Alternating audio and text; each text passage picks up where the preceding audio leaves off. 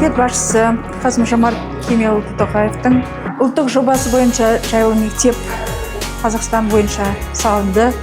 Біздің Түркістан облысының Ордабасы ауданының Ақбұлақ елді мекенінде 300 орындық мектебіміз салынды. Келешек мектебі сапалы білім мен тәрбиені береміз, келешекке нық қадам басамыз. Президентімізге алғысымыз шексіз, Самұрық қазынаға алғысымыз шексіз.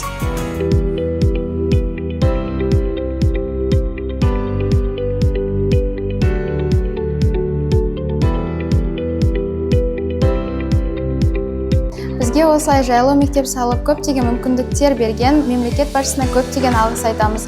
Және де осы жайлы мектепте көптеген мамандық иелері шығады деген ойдамын.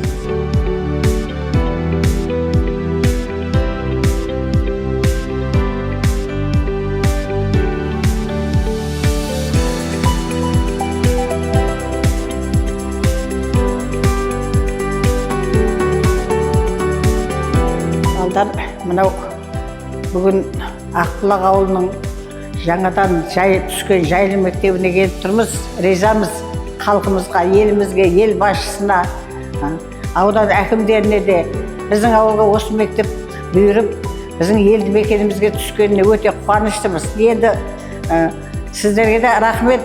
Мынау біз риза болып тұрмын өзім. Пәлен жасқа келіп тұрмын қазір.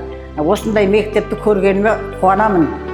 Ал біздің ауылдың балалары енді еңбектеріңізді ақтайтын шығар. Елдің еңбегін, халықтың еңбегін жақсы оқиды деп сенім артам енді. Мұғалімдер қолдайды ғой босамаса.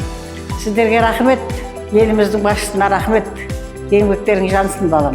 Барлық оқушы бақытты өмір сүріп, еліміз тыныш болсын, халқымыз аман болсын. Ризамын мен.